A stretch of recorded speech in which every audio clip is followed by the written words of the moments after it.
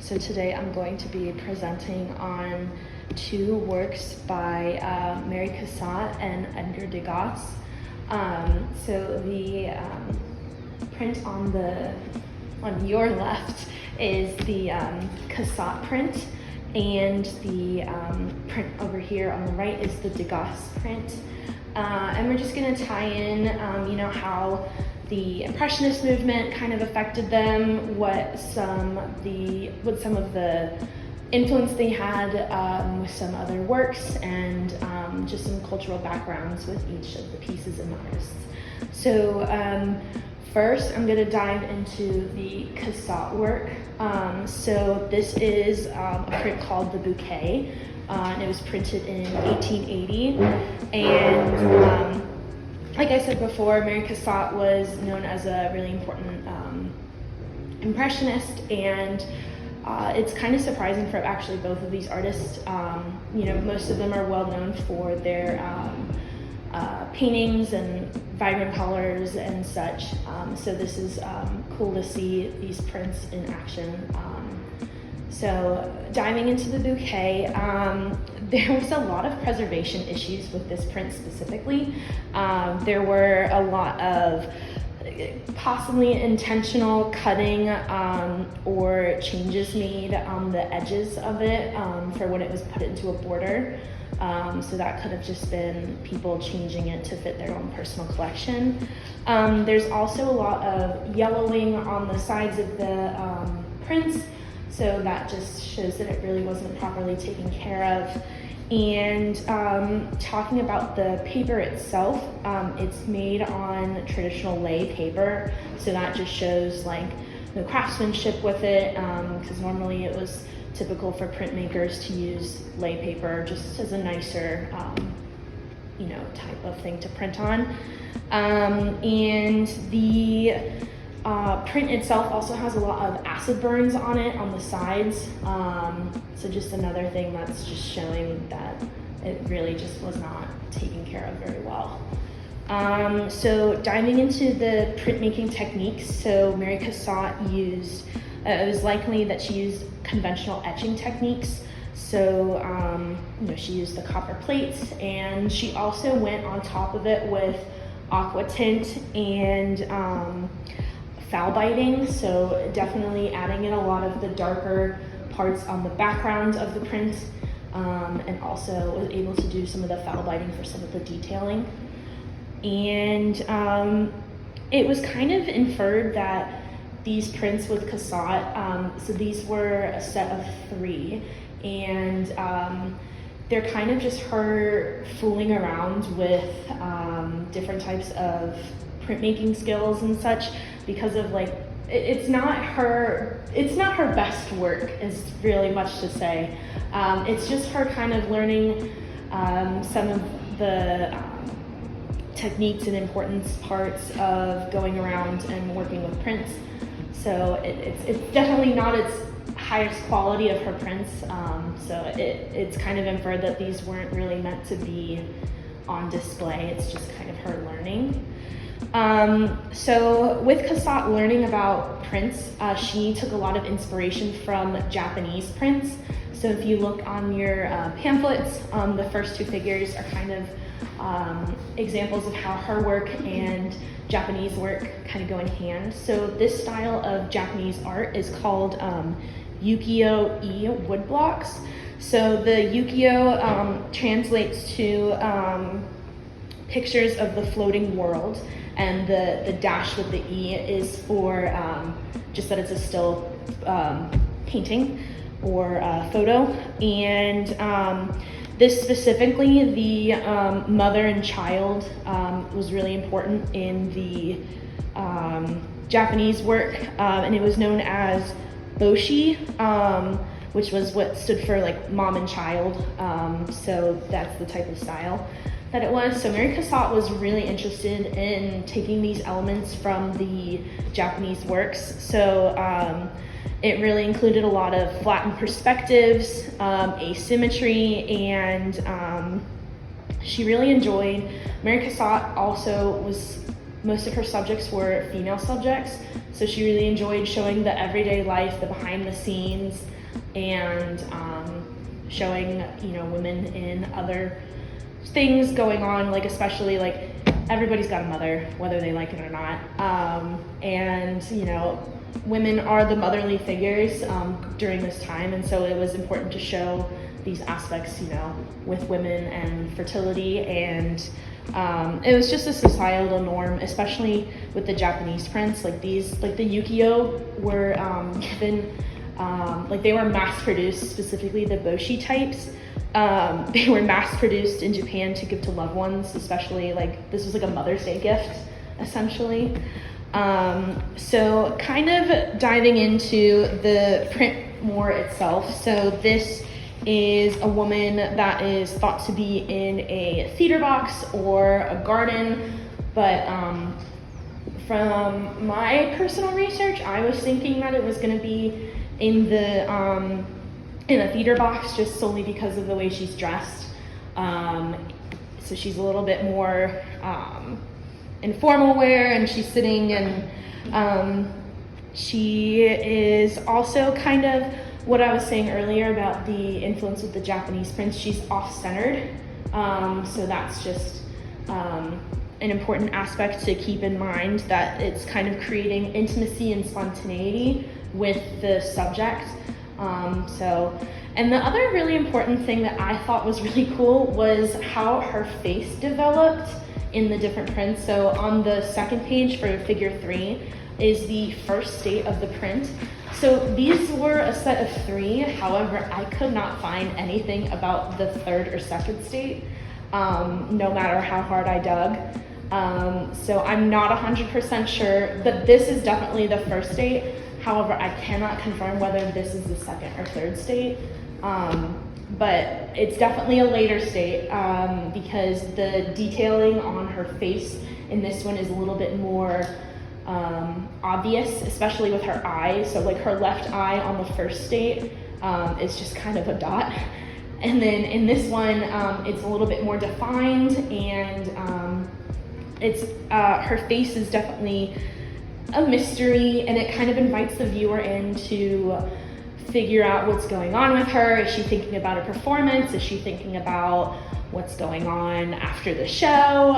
So it's just kind of really cool to have some inferences, and kind of invites the viewer to make a story and get involved with the print itself, to just, you know, include yourself in the art. And it's definitely, with the differences between the states, like I said before, it was just a really going back and forth with more detailing, and especially in the face was the biggest difference.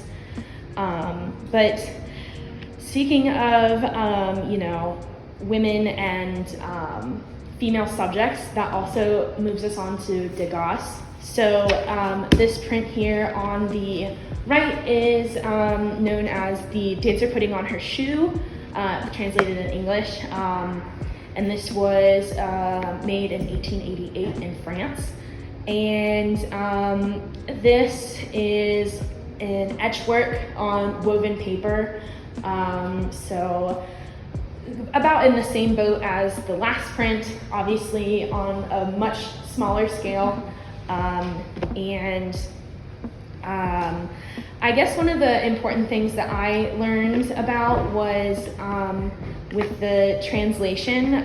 So with this being an original French piece, the title wasn't in English, obviously. So it's a very fancy word in French that I can't say because I speak Spanish. The translation of the last word is the chausson, which actually translates to the French word slipper. So there is definitely a switch in the translation for English to French. So it just kind of is a fun terminology thing to look for, that it kind of changes the meaning of the print itself of shoe versus slipper, because slipper is, you know, really associated with ballerinas, innocence, and you know, it's very delicate, where shoe is kind of just like appealing to a broader audience and not really referring to ballerinas. So I thought that was a really cool thing to keep in mind. So talking about the historical context and what's going on in this print. So this print is, obviously it's a little ballerina, she's put on a shoe. That's literally also the title of it. So if we're looking around on the print itself, we have a lot of different elements that kind of give the print its historical context. So we have the estate stamp in bright red over here in the right corner, which is a reference to the Cassatt and Degas, which was a dealer that was specifically selling the Degas work, and this one was specifically from a collection in March of 2017 that was giving a whole bunch of Degas pieces together. And the blue marker, or I think it's crayon because of the waxy or cakey look to it, it's 2190. I couldn't find very much about that, but I'm just assuming it's a catalog number, catalog entry, just to keep it in track, because it's not written on the actual print, so it's probably just for people keeping track of it. And then one of the other things that I thought was really interesting was surrounding the print is this black line. So it is present on the second state print on the for the figure 4, but it definitely there. I tried really to analyze the differences between the line drawn on between the both of them, and it looks like both of them were hand drawn, because there are discrepancies in different lines. And also on this one, there are a couple of fingerprints on the sides, on the lower part. They're hard to see, but it just literally looks like somebody just accidentally put their finger in and just kind of rubbed it in there. I don't know why. That could have either... In the print itself? Yes, in the print itself with the black line surrounding it. So that was kind of fun. It could either be Degas himself leaving his little mark. I don't know. I couldn't find anything about him putting little fingerprints on anything, or it could have just been somebody transferring and just put his thumb on the corner of the print when transferring it over. So talking about the line work going on in here, it's a lot of weird line work. If you pay attention to what's going on, it's kind of a double line going on with the figure. So there are a lot of aspects where it's just you're questioning, like, why is there a double line? It should just be one, because this is like it kind of gives the element that this was a sketch and not something really intended to be mass produced and printed. It just kind of like what Cassatt was doing, of just like playing around, figuring it out. So it's really weird to see these double lines. This was not present in any of his other works that I saw. So this was kind of like the only one that I really found with double lines. And so it just kind of, I thought it was just kind of getting in, like, for what I personally thought was, it's, kind of showing the movement and the elegance and like the essence of balletic performance. Just, because it's on her legs and her arms a lot, and like around the table, it's not that obvious, but it's mostly present with the dancer's body parts. But the fun things that I learned about Degas while looking into this presentation, so I found out I really wanted to look into the aspects of performance and ballet in France during the 1800s. So this was really important to French society, of the ballet and opera, and it was just kind of like how we think of like the 1920s. It's just like everybody knew everything about it, life was going great, but there's just really bad undertones of what's actually going on. So during this time, most ballerinas were actually involved in prostitution and sex work, and involved in a lot of patronage relationships with wealthy aristocratic men. So the figure 5 was another painting showing this relationship with the aristocratic men and the dancers, and just kind of, they're coming off of a show, because normally how it worked was the dancers would be part of this prostitution or sex work, and these aristocratic men, as their payment, would work their way to get them a spot on the show or put them in good means with a choreographer. So there's a lot of, I was like, this is so weird. Like, I never knew anything about this. Like, I was like, oh, ballet, innocence, we're dancing, it's having a great time. And, with the Impressionist work, I was just thinking that it was him going behind the stage and showing the difficultness of, what's really going on with ballet and such. But there are really negative, nasty undertones with this. So he had an extreme fascination with ballerinas for the wrong reason.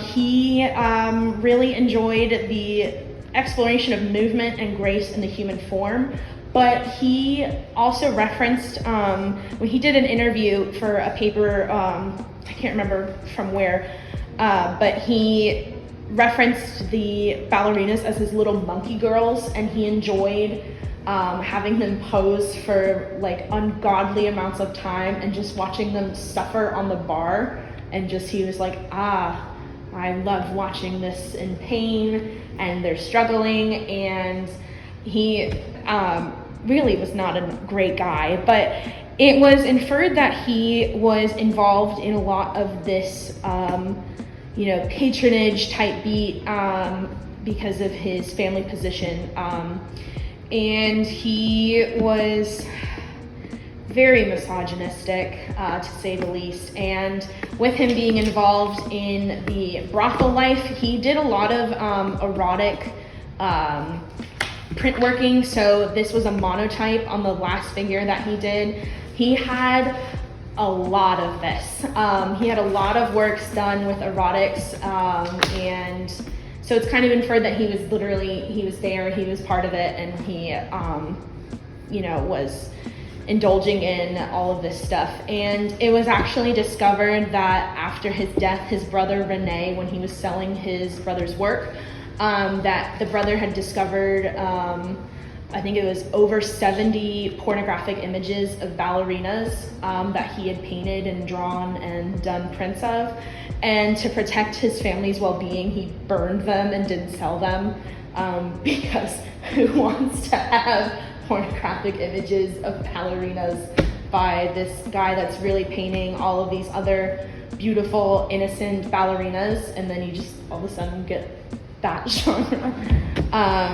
So he was really there was a lot of cruel intentions behind these works, and he was really cruel to women, honestly. And even though he was really good friends with Mary Cassatt and such, he was really good friends with other female artists, he had absolutely no respect for his female subjects, he respected Cassatt as a friend because they were like besties during the Impression movement, but he just had like an unyielding personality and like such a disdain for women, and it's honestly just reflecting like the sexist norms during this time, during the 1800s France. And it's nice to have the nice refreshing moment before I end on a really terrible note of Degas being this horrible guy. But Cassatt was so great. She, as a female artist, she really tried to show the beauty behind womanhood and such, compared to Degas. But, it's important to take the historical context of both of these pieces, to just see what a female subject looks like in different contexts.